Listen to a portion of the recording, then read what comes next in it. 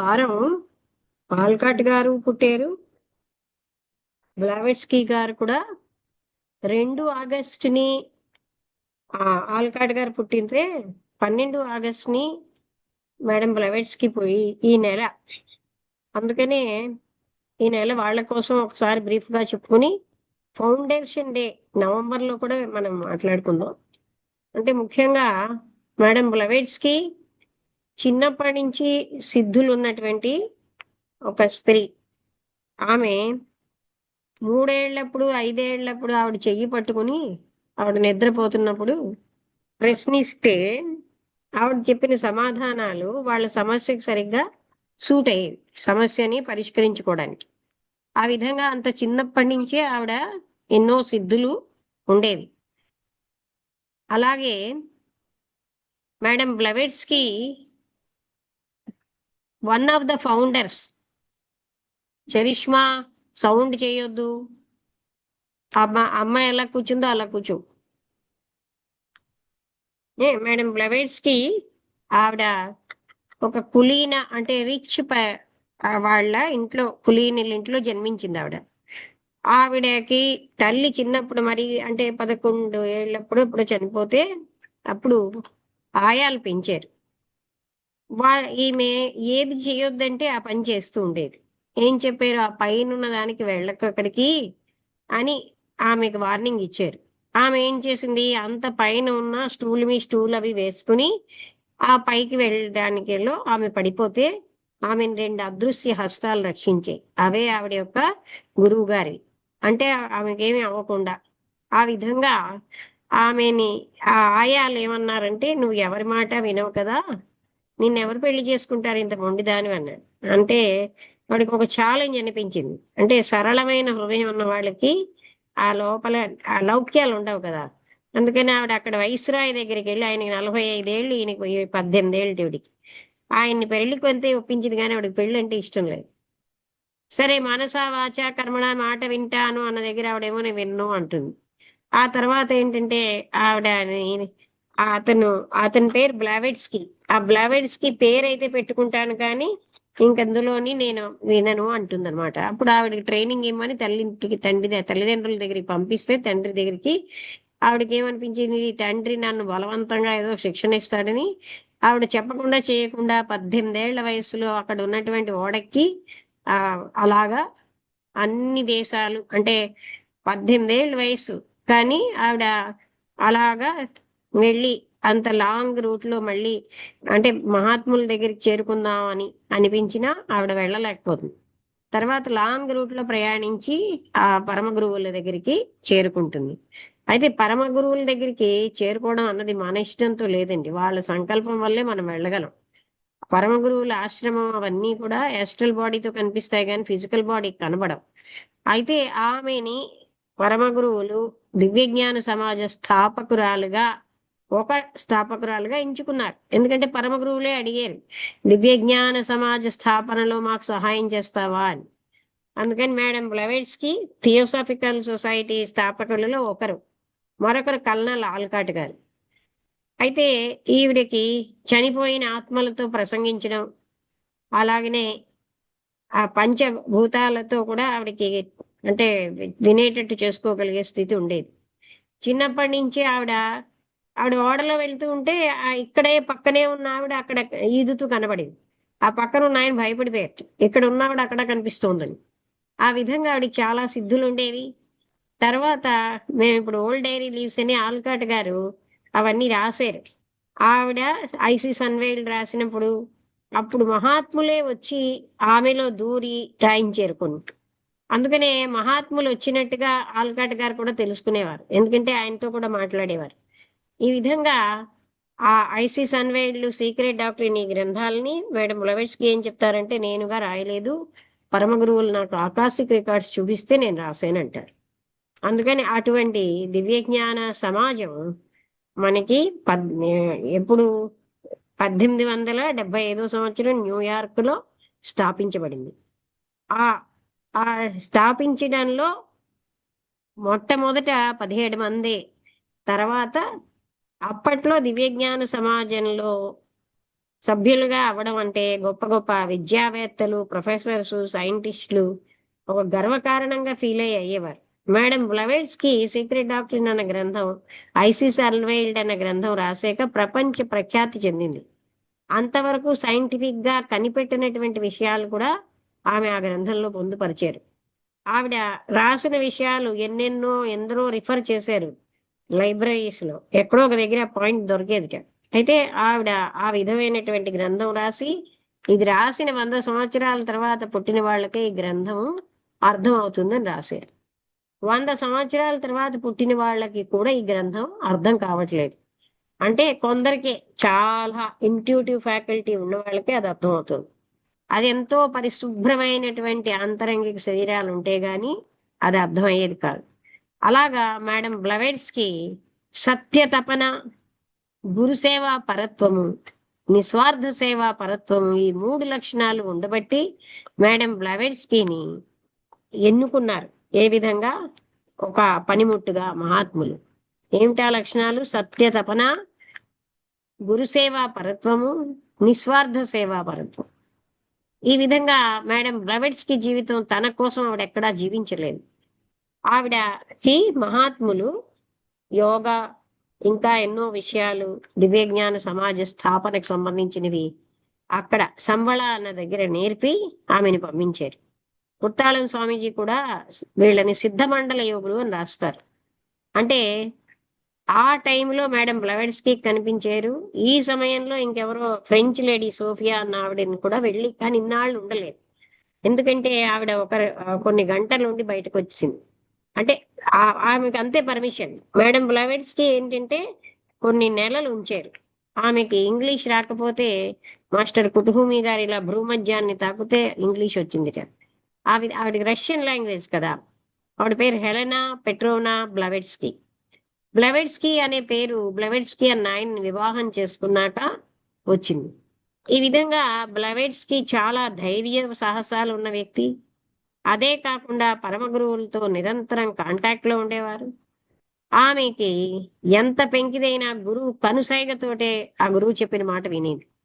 అలాంటి లక్షణాలు ఉండబట్టే ఆవిడ ఎన్నుకున్నారు. అయితే మేడం బ్లవెట్స్కీ రాసినటువంటి పుస్తకాలతో ప్రపంచ విఖ్యాతిగాంచారు. ఆ విధంగా దివ్యజ్ఞాన సమాజం అన్ని దేశాలని కలిపే ఇంటిగ్రేటింగ్ సొసైటీ. అంటే అన్ని దేశాల వ్యక్తులు ఇందులో మెంబర్స్. అన్ని మతాలకి. కల్నల్ ఆల్కాట్ గారు అది ఓల్డ్ డైరీస్ మేము చదువుతున్న వాటిలో ఒకసారి ఆర్య సమాజ స్థాపకులైనటువంటి దయానంద సరస్వతితో కలుస్తారు. ముందు వాళ్ళ లక్ష్యాలు వీళ్ళ లక్ష్యాలు ఒకటే అంటారు. తర్వాత దయానంద సరస్వతి గారి యొక్క శిష్యులు దయానంద సరస్వతి పరమ గురువు అని, ఆయన వేదాలు ఒక్కటే పట్టుకున్నారు తప్ప మిగతా అన్ని కాదు. వీళ్ళు అన్ని మతాల్లో ఉన్న సారాన్ని తీసుకున్నారు. ఆ విధంగా వాళ్ళు డిఫర్ అయినా వాళ్ళకి దెబ్బలాటలు లేవు. దయానంద సరస్వతి వీళ్ళిద్దరిని ఎంతో గౌరవంగా ఆహ్వానించడం, వాళ్ళు శిష్యులు వాళ్ళు వచ్చినప్పుడు వీళ్ళు ఆహ్వానించడం, లెక్చర్స్ ఏర్పాటు చేయడం, ఇలా చాలా చేశారు. అలాగా. కానీ మనకేంటి, అభిప్రాయ భేదాలు రాగానే వాళ్ళతో శత్రుత్వం అనుకుంటాం. అభిప్రాయ భేదాల వల్ల శత్రుత్వం రాదు. వాళ్ళ అభిప్రాయం వాళ్ళది, అయినా వాళ్ళు మిత్రత్వంతో ఉండేవారు. ఆ విధంగా మేడం బ్లవెట్స్కీ దగ్గరికి వచ్చేసరికల్లా ఆవిడకి పరమ గురువులు అప్పుడే ఏపీ సెనేట్ అన్న ఆయన అమెరికనే గాని బ్లవెట్స్కీ ద్వారా ఆయనకు ఉత్తరాలు రాసేవారు. అవే మహాత్మా లెటర్స్ అని ఫేమస్ చెందాయి. అంటే లండన్ మ్యూజియంలో ఇప్పటికీ వాళ్ళు రాసినవి ఉన్నాయి. అవన్నీ పుస్తకంగా ప్రింట్ అయ్యాయి. ఈ మేడం బ్లవెట్స్కీకి ఎంతో మందిని ఆవిడ చాలా ఇలా డీప్ గా చూస్తే మనుషులు భయపడేవారు. అంటే చాలా లోతుల్లోకి ఆవిడ చూడగలరు. అంటే ఏంటి, మనని చూడగానే మన యొక్క మొత్తం అంతటిని ఆవిడ చూడగలిగే స్థితి ఉంది. ఆవిడ ఎప్పుడు కూడా అంటే ఆవిడ కళ్ళల్లో అటువంటి ఒక యోగ దృష్టితో ఉన్నట్టే ఉండేవారు. అదే విధంగా ఆవిడ చెప్పవలసినది ఎప్పుడైనా సరే ఆత్మజ్ఞాన తపన ఉన్న వాళ్ళకి చాలా ఫాస్ట్ గా బోధపరిచేవాడు. కొంతమంది సిద్ధులు చేయమని అప్పుడప్పుడు ఆవిడ సిద్ధులు బెల్స్ మోగించడం అని గాల్లోని అలాంటివి చేస్తూ ఉండేవారు. పోయినటువంటి ఉంగరం ఎక్కడో ఎవరిదో అది తెప్పించడం, ఒక పెయింటింగ్ ఇస్తే అలాంటి పెయింటింగే మరొకటి తయారు చేయడం, ఒక వాచ్ రిస్ట్ వాచ్ లాంటిదే మరొకటి, అలాగా ఆవిడ చాలా చాలా చేసేవారు. ఓసారి గులాబీ పువ్వుల వర్షం కురిపిస్తే ఓ బ్రాహ్మడు వచ్చి ఆనాటి వాళ్ళకి సంభవం కానీ ఈనాటి వాళ్ళకి ఏం సంభవం అన్నట్టు. అనగానే ఆవిడ మీకు కావాల్సింది పువ్వుల వర్షం, గులాబీ పువ్వుల వర్షమే కదా అని గబగబా గులాబీ పువ్వుల వర్షం కురిపించారు. ఆ విధంగా ఆవిడికి చాలా వాళ్ళ నాన్నగారే నమ్మలేదు. అంటే ఏం చేశారట, ఒక గదిలో బీరువాలో ఒక పదం రాశారు. ఒక దాని మీద కాగితం మీద నేను ఏం రాశానో చెప్పన్నారు. అనగానే ఈవిడ ఆత్మల్ని పిలిచితే టక్క టక్క టక్క టక్క అని సౌండ్ వచ్చింది. ఆ సౌండ్ తో వాళ్ళు రాశారు. అదేంటంటే 2-3 జనరేషన్స్ కిందని వాళ్ళ తాతగారు ఉపయోగించిన గుర్రం పేరు. ఆవిడ కరెక్ట్ గా రాసింది. వాళ్ళ నాన్నగారు ఏమో పరీక్ష పెట్టారు, ఈవిడ మీద ఈ సిద్ధుల మీద నమ్మకం లేదు.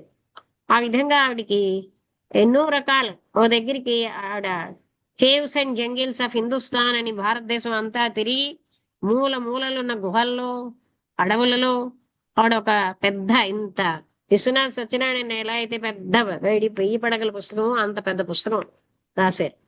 అందులో ఒక దగ్గర ఏంటంటే ఆవిడ ఆశ్రయం అడిగితే ఆయనేమో ఇవ్వనంటాడు అర్ధరాత్రి అయినప్పుడు. అప్పుడు అంటాడు, నీ పెద్ద భార్య నాతో మాట్లాడుతోంది ఇలాగని. పెద్ద భార్య చనిపోయిన పెద్ద భార్య ఆత్మతో మాట్లాడి అప్పుడు ఆయన భయపడ్డాడు.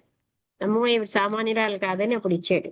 ఈ విధంగా ఆవిడ ఎన్ని చోట్లకి వెళ్ళి అప్పుడు తండ్రి ఆమెకి ధన సహాయం చేసేవాట. ఎందుకంటే ధనం లేదు కదా, ఆవిడకి ధనాన్ని పొదుపుగా స్పెండ్ చేయడం తెలియదు. ఉన్న ధనం వాడేవారు, మళ్ళీ ధనం లేకుండా అయ్యేవారు. కానీ ఆవిడకి చాలా దయ ఎక్కువ. ఆ విధంగా ఆవిడ దివ్య జ్ఞాన సమాజ స్థాపనలో చాలా ముఖ్యమైన పాత్ర వహించి తర్వాత Voice of the Silence, Key to Theosophy ఇలాంటి పుస్తకాలు కూడా రాశారు. ఆ పుస్తకాలన్నిటిలో ప్రశ్నోత్తరాలలో రాశారు కీ టు థియాసఫీ, ప్రశ్నతనే జవాబుతనే. ఈ విధంగా దివ్య జ్ఞానం యొక్క ఆవశ్యకత అంటే, దివ్య జ్ఞానం అంటే త్యాగమే అంటారు ఒక దగ్గర. ఆల్ట్రూయిజం అంటారు, అంటే పరోపకార పారిణతే దివ్య జ్ఞానం. ఇందులో తన స్వలాభం చూసుకోవడం లేదు. హెల్ప్ అదర్స్, ఇతరులకు సహాయం చేయడమే ముఖ్యం. తన కోసం తాను జీవించక్కర్లే. ఎంతకాలం అయితే మనం సేవావకాశం వెతుకుని ఇతరులకు సేవ చేస్తూ ఉంటామో అప్పుడు ఆటోమేటిక్ గా మనం ఉన్నత స్థాయికి వచ్చేస్తాం. స్వార్థపూరితమైన జీవితం జీవించిన వాళ్ళు ఎన్ని వ్రతాలు పూజలు చేసినా వాళ్ళంత ఉన్నత స్థాయికి రాలేరు. అందుకోసమే కృష్ణుడు కూడా గీతలో నిష్కామ కర్మ యోగం అన్నాడు. నిష్కామ కర్మ వల్ల మనస్సు పరిశుద్ధం అవుతుందన్నారు. పరిశుద్ధమైన మనస్సు లేకపోతే ఆ మనస్సుని జయించడం అంత సులువు కాదు. లంపటాలు, ఎన్నిటితోటో బంధాలు, నేను నాది అనే ఈ ఉద్దేశ్యాలు ఉన్నంత కాలం మనస్సుకి అటువంటి వాళ్ళకి బ్రహ్మజ్ఞానం సంభవం కాదు. అదంతా మనం వదిలేసుకున్నప్పుడు మాత్రమే ఉన్నతంగా వెళ్ళగలం. ఇలాగా థియోసఫీ ఏంటంటే సర్వీస్ అన్న దానికి చాలా ప్రాముఖ్యత ఇచ్చింది. ఇందులో ధ్యానం అంటే ఏంటంటే ఏదో నేను అలా స్వర్గం కోసం చేసే నరకం కోసం కాదు. ఇక్కడ మనం ఏంటంటే ఆత్మ త్యాగమే, తాను అన్నది వదిలేయడమే. అదే నిజమైన, అది ఎప్పుడు వదిలేస్తాం, మనస్సు నిశ్చలం అయినప్పుడు తాను అన్నది పోతుంది. ఈ నేను అన్నదాన్ని మనస్సే తయారు చేస్తోంది. మనస్సు లేకపోతే నేను లేను.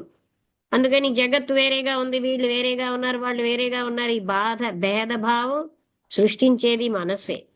ఇవన్నీ కూడా మనకి బ్లెవెడ్స్ కి చాలా చక్కగా దివ్య జ్ఞానం ద్వారా మరణానంతర స్థితి, తర్వాత ఆమె మానవుడు పరిణామం, సృష్టి పరిణామం, ఈ విషయాలన్నీ సీక్రెట్ డాక్టరీన్ లో ఉంటాయి. ఐసిస్ అనే ఒక దేవత, ఐసిస్ అన్వైల్డ్ అంటే తెర తీయబడింది అని. ఏమిటి ఆ తెర? అజ్ఞానం అన్న తెరలో మనం అందరం ఉంటున్నాం గనక అశాశ్వతమైనటువంటి దేహబంధాలన్నీ శాశ్వతం అనుకుంటాం, అశాశ్వతమైనటువంటి ప్రాపంచిక సుఖాలే ముఖ్యం అనుకుంటున్నాం, శాశ్వతమైన దాన్ని పక్కన పెట్టేశాం. అందుకని మనం శాశ్వతత్వం వైపు వెళ్ళడమే మనం చేయాలి. అందుకే ఇందాక గోల్డెన్ స్టేట్స్ లో మానవ పురోభివృద్ధి యొక్కయు పరిపక్వం యొక్కయు ఆదర్శముల ఎడ నిరంతర దృష్టి. అందుకని మన దృష్టి ఎక్కడ ఉండాలి? మానవ పురోభివృద్ధి వైపు, పరిపక్వత వైపు. మనం ఏం మాట్లాడినా, ఏ పని చేసినా, ఏం ఆలోచించినా అది మానవ పురోభివృద్ధికి పరిపక్వత వైపు వెళుతోందా లేదా అది మనం చూడగలగాలి. అన్నిట్లోని మన మనస్సు ఏమో మనకి ప్రాపంచిక విషయాల్లో ములిగేసిపోతున్నాం గనక మనకి దుఃఖాలు బాధలు ఎక్కువగా ఉన్నాయి. అందుకనే man is his own law maker అని. మనిషి తన దురదృష్ట అదృష్టాలకి తానే కారకుడు, ఎవరు ఇతరులు కాదు. అందుకని మనకి ఏమైనా సరే బంధాలవి పెంచుకుంటే దుఃఖం మనకే. అలాగే నాది నాది నా సంపాదన నా సొత్తు అనుకుంటే అన్ని వదిలేయాలి. అప్పుడు మనకి ఏదైనా కారణం వల్ల పోయిందనుకోండి దుఃఖం దుఃఖం. అందుకని బతికి ఉండగానే భూమి మీద ఉన్న ఈ జీవితానికి చాలా ప్రాముఖ్యం ఉంది. ఇప్పుడు మనం ఎలా జీవించామో దాన్ని బట్టే మన మరణానంతర స్థితి ఉంటుంది. ఇప్పుడు మనం ఏమి ఇంద్రియ సుఖాలే ముఖ్యమని విర్రవీగి జీవిస్తే మరణానంతరం మనం చాలా బాధలు పడాల్సి ఉంటుంది. ఈ విధంగా మేడం బ్లవేట్స్కి అప్పటి వరకు అంటే మన వేదాలు వాళ్ళిద్దరూ సంస్కృతం నేర్చుకుని ఎన్నో గ్రంథాలు అధ్యయనం చేశారు. అలాగే ఆ ఆ అంటే అన్ని మతాలకి ఎనలేని సేవ చేశారు. స్త్రీ జనోద్ధరణ ఇలాంటివి కూడా చేశారు. మేడం బ్లవేట్స్కి ఎక్కువగా థియాసఫీ అంటే ఇది బ్రహ్మజ్ఞానం దానికే ప్రాముఖ్యం ఇవ్వడం బట్టి ఆ విధంగా థియోసాఫికల్ సొసైటీ అన్నది మేడం బ్లవేట్స్కి ద్వారా స్థాపించబడింది. అది ఈనాడు కూడా అన్ని సంవత్సరాలైనా ఇప్పుడు అందుకే hidden side of large meetings అని మేడం యోగి లెడ్బీటర్ గారు ఒక పుస్తకం రాశారు. అందులో ఏం రాస్తారంటే లార్జ్ మీటింగ్ లో సమయం అయ్యేసరికల్లా పరమ గురువులు వచ్చి కూర్చుంటారు అన్సీన్ గా. అందుకే టైం అంటే టైం ప్రాముఖ్యం ఇక్కడ. ఆ విధంగా మామూలుగా మీరు వచ్చినప్పటికీ ఒక లార్జ్ మీటింగ్కి వచ్చినప్పటికీ తేడా గమనించితే పరమ గురువుల యొక్క వాళ్ళు మనకు కనబడకపోయినా ఇక్కడ వచ్చి అటెండ్ అవుతారు.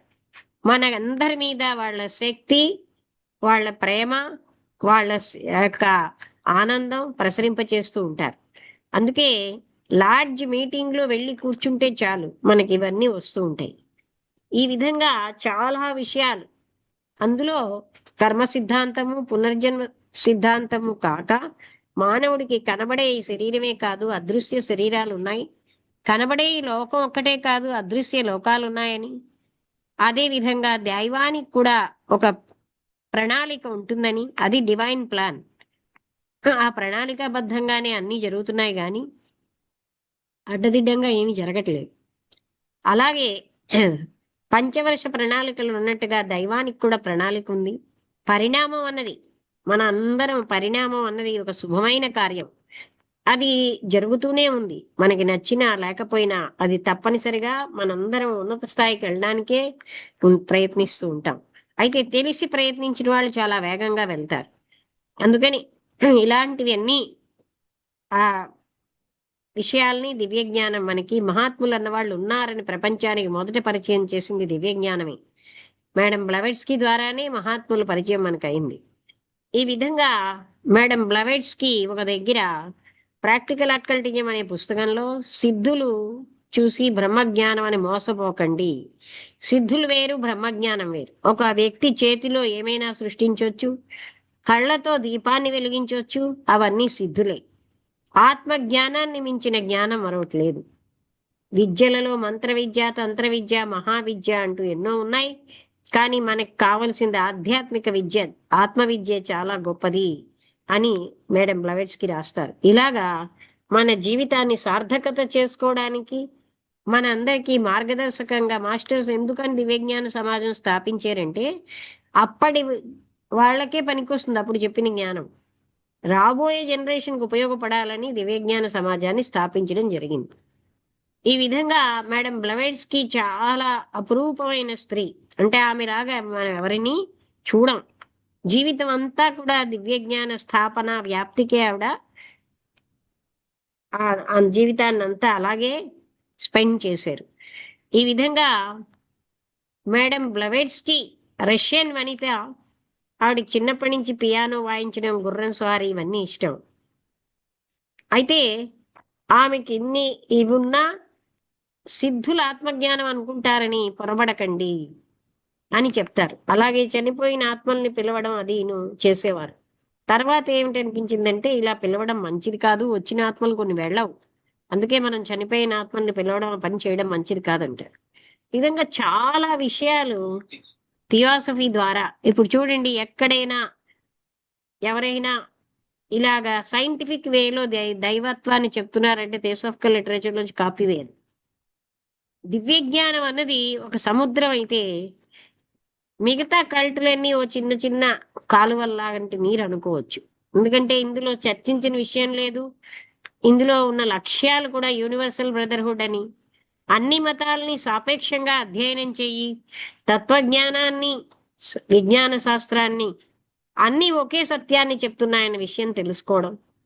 మూడవది ఏంటంటే మనిషిలో ఉన్నటువంటి అంతర్గతంగా ఉన్న శక్తుల్ని వెలికి తీయడం, ప్రకృతిలో ఉన్న శక్తుల్ని పరిశోధించడం.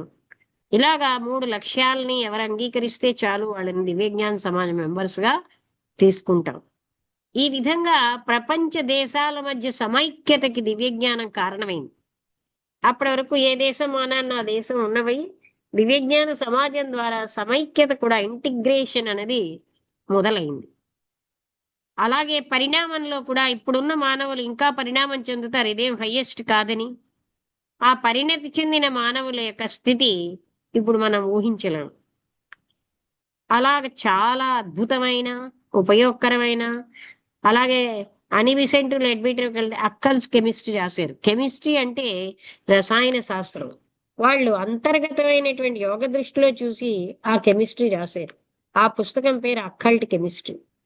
ఇలాగా మేడం బ్లవైట్స్కి రష్యన్ వనిత అయినా ఒకసారి ఎప్పుడు ఆ లెడ్బిటర్ గారు కలిసినప్పుడు గో టు ఇండియా అని ఆవిడ చెప్తుంది.